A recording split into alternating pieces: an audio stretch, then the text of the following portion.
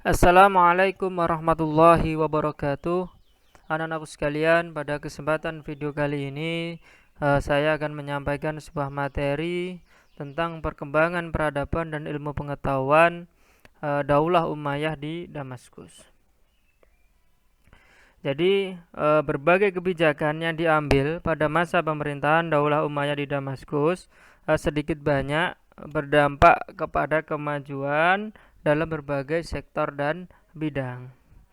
Muawiyah sebagai pendiri Daulah Umayyah di Damaskus dan keturunannya tidak saja dikenal sebagai uh, pahlawan dalam ekspansi besar-besaran dunia Islam, melainkan juga dikenal sebagai sosok pembaru baik dalam bidang politik, ekonomi, kemasyarakatan maupun ilmu pengetahuan. Sehingga pada pembahasan awal ini saya sampaikan berkenaan tentang kebijakan penting pada masa Daulah Umayyah. Yang pertama adalah mulai dikembangkannya ilmu-ilmu agama melalui terjemahan dan berbagai karya lainnya. Hal ini dilakukan sebagai bentuk di mana penduduk di luar Jazirah Arab ini sangat memerlukan berbagai penjelasan secara sistematis dan kronologis tentang Islam dan ilmu-ilmu yang berkembang saat itu, diantaranya ada hadis, kemudian tafsir, fikih, usul fikih, ilmu kalam, tarikh, dan lain sebagainya. Yang kedua adalah menetapkan bahasa Arab sebagai bahasa umat dan berlaku bagi pengembangan administrasi pemerintahan maupun keilmuan lainnya. Dan yang ketiga adalah mengangkat keturunan orang-orang Arab sebagai pemimpin di seluruh wilayah yang berhasil mereka taklukkan.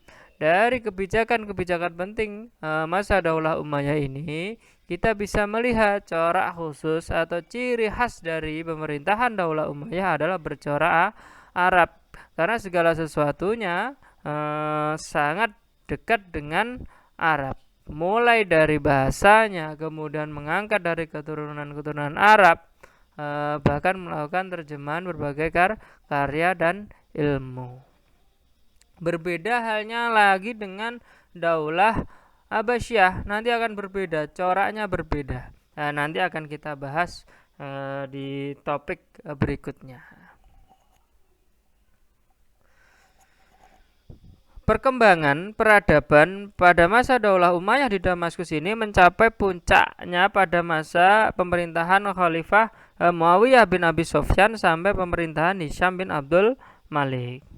Jadi kemajuan-kemajuan pada masa Daulah Umayyah ini di berbagai macam bidang, mulai di bidang ilmu pengetahuan, kemudian bidang ekonomi dan administrasi pemerintahan, bidang pembangunan kota, bidang pendidikan, bidang arsitektur, dan bidang militer. Yang pertama adalah bidang ilmu pengetahuan.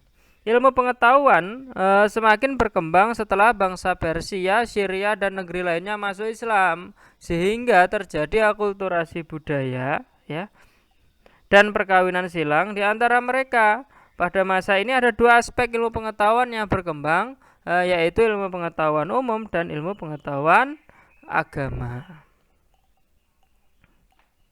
Kedua ilmu pengetahuan ini semakin berkembang setelah Daulah Umayyah berhasil menguasai Spanyol, Afrika Utara, Palestina, Semenanjung Arabia, daerah Rusia, dan kepulauan yang terdapat di Laut Tengah, Siprus, kemudian Rhodes, dan sebagian Sisilia. Yang kedua adalah bidang ekonomi dan administrasi pemerintahan. Dengan meluasnya wilayah yang ditaklukkan, maka hal ini memungkinkan eksploitasi potensi ekonomi dan sumber daya alam semakin besar.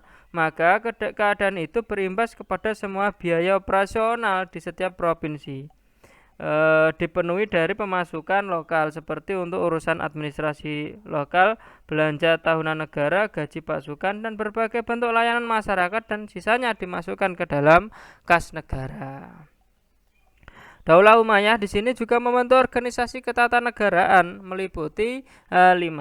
Di antaranya Ada An-Nidhamus Syasi. Apa itu An-Nidhamus Syasi? Yakni organisasi politik yang meliputi kekhalifahan berubah dari sistem syura menjadi monarki atau sistem kerajaan atau keturunan. Yang selanjutnya, Al-Kitabah atau sekretaris negara terdiri dari Kitabur Rosail, yakni sekretaris surat menyurat. Kemudian Kitabul Kharaj, sekretaris pajak. Ada Kitabul Jundi, sekretaris ketentaraan. Ada Kitabus Surtah, yakni sekretaris kepolisian. Dan yang baru ada Al-Hijabah, yakni pengawal khalifah. Yang selanjutnya adalah An-Nidhamul Idari. An-Nidhamul Idari merupakan organisasi tata usaha negara yang terdiri dari Ad-Dawawin, yaitu kantor pusat yang bertugas mengurus tata usaha negara. Terdiri dari Diwanul Kharaj, ini departemen surat menyurat. Kemudian ada Diwanul Kharaj, yakni departemen pajak. Kemudian Diwanul Rosail, yakni departemen surat menyurat. Kemudian Diwanul Mustahilat Al-Mutanawiyah, yakni departemen pekerjaan umum. Dan ada Diwanul Katib, yakni departemen kearsipan. Nah, selanjutnya ada Nidhamul Mal, yakni organisasi atau departemen keuangan. Ada Nidhamul Harbi, yakni departemen pertahanan. Dan Nidhamul Qadai, yakni departemen atau organisasi kehakiman. Yang selanjutnya adalah bidang pembangunan kota. Pusat peradaban pada masa Daulah Umayyah di Damaskus ini terletak di beberapa kota, di antaranya Damaskus dan Kairawan. Kota Damaskus ini menjadi pusat pemerintahan Islam sejak masa kekhalifahan Muawiyah bin Abi Sufyan. Pada masa itu Damaskus menjadi kota paling besar dan paling megah di wilayah pemerintahan Islam. Kota Damaskus ini memiliki 8 pintu gerbang yang dilengkapi dengan menara tinggi, sehingga jika akan mengunjunginya, menara-menara itu sudah terlihat dari kejauhan. Pada masa Al-Walid, kota Damaskus ini dipercantik lagi dengan berbagai fasilitas umum, sehingga menjadi buah bibir pada masa itu. Jadi memang kota yang menjadi peradaban, pusat peradaban ya. Yang pertama adalah Damaskus. Yang selanjutnya adalah kota Kairawan. Merupakan kota yang dibangun oleh gubernur Afrika, yakni Uqbah bin Nafi, yang diangkat oleh Muawiyah bin Abi Sufyan. Uqbah membangun Kairawan sebagai benteng, ya. Jadi benteng perlindungan bagi pasukan tentara kaum muslimin dan harta kekayaannya dari serangan musuh. Kairawan yang letaknya jauh dari pantai menjadikan kaum muslimin merasa aman dari serangan tentara Romawi. Yang selanjutnya adalah bidang pendidikan. Perkembangan ilmu pengetahuan pada masa ini dapat dikelompokkan menjadi beberapa. Di antaranya ada kedokteran, kemudian sejarah, ada bahasa dan sastra, kemudian kimia. Dan yang terakhir adalah ilmu nakli. Pembahasan yang pertama adalah kedokteran dan sejarah. Ahli kedokteran pada masa Daulah Umayyah adalah Abu Al-Qasim Al-Zahrawi. Beliau dikenal sebagai ahli bedah, perintis ilmu penyakit telinga, dan pelopor ilmu penyakit kulit. Karyanya yang terkenal berjudul adalah Al-Ta'rif Liman Al-Jaza an Al-Ta'lif. Kemudian bidang sejarah. Salah satu tokoh yang terkenal dalam bidang sejarah diantaranya adalah Abu Bakar bin Umar, atau nama lainnya adalah Ibnu Qitiyah, dengan karyanya yang berjudul Tarikh Iftitah Al-Andalus. Kemudian ada Abu Marwan Abdul Malik bin Habib dengan karyanya yang terkenal berjudul Al-Tarikh. Kemudian di bidang bahasa dan sastra juga muncul beberapa tokoh yang terkenal pada masa itu. Diantaranya adalah Abu Amir Abdullah, karyanya dalam bentuk prosa berjudul Risalah Al-Awabi wal Al-Zawawi. Kemudian Kasf Al-Dak wa Azhar Al-Shak dan Hanut Attar. Kemudian ada Ali Al-Qali, Karyanya yang terkenal adalah Al-Amali dan Al-Nawadir. Kemudian ada Abu Amr ibnu Muhammad dengan karyanya adalah Al-Aqd Al-Farid. Selanjutnya adalah bidang kimia. Ahli kimia terkenal pada masa Daulah Umayyah diantaranya adalah Abu Al-Qasim Abbas ibnu Fammas. Beliau mengembangkan ilmu kimia murni dan kimia terapan yang merupakan dasar bagi ilmu farmasi yang erat kaitannya dengan ilmu kedokteran. Yang selanjutnya adalah ilmu-ilmu nakli. Jadi ilmu-ilmu nakli yang dimaksud di sini adalah meliputi ilmu qiraat, kemudian ilmu tafsir, ada ilmu hadis, ada ilmu fikih, ada ilmu nahwu, ada ilmu bahasa dan ilmu kesusastraan. Dalam ilmu qiraat pada masa itu termasyhur 7 bacaan Al-Quran yang terkenal dengan istilah qiraah sab'ah yang kemudian ditetapkan menjadi dasar bacaan, yaitu cara bacaan yang dinisbatkan kepada cara membacanya yang dikemukakan oleh 7 orang ahli qiraat. Kemudian ahli tafsir pada masa itu adalah Ibnu Abbas.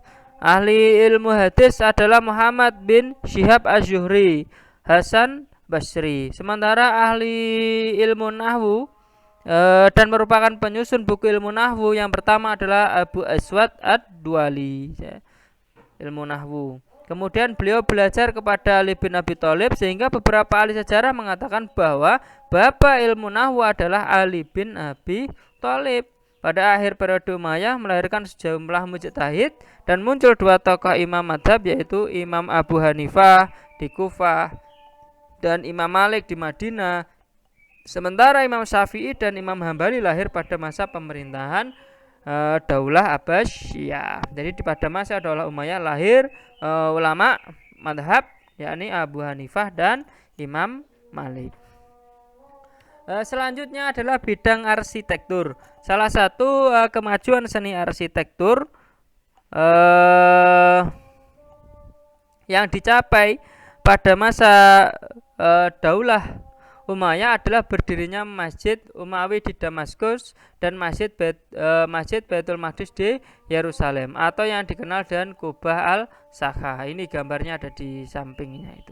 Kemudian ada Masjid Agung di Kufah, kemudian Masjid Batu di Karang dan Istana Al-Jaferiyah di Saragossa dan lain-lain yang belum saya sampaikan di sini. Dan ini beberapa contoh arsitektur yang dibangun pada masa Daulah Umayyah. Yang terakhir adalah bidang militer. Pada masa ini kemajuan militer bangsa Arab telah mencapai kemajuan signifikan. Mereka mempelajari berbagai ilmu kemiliteran dari banyaknya ekspedisi militer yang mereka lakukan, termasuk dari metode militer Romawi. Muawiyah melakukan perubahan besar dan menonjol dalam pemerintahannya dengan mengandalkan angkatan daratnya yang kuat dan efisien. Jadi ini beberapa perkembangan peradaban dan ilmu pengetahuan pada masa Daulah Umayyah di Damaskus. Selebihnya nanti bisa kalian perdalam lagi, bisa kalian pelajari lagi pada buku paket yang sudah kalian terima dan beberapa sumber yang lain supaya hasanah keilmuan kalian semakin luas. Kurang lebihnya mohon maaf. Wassalamualaikum warahmatullahi wabarakatuh.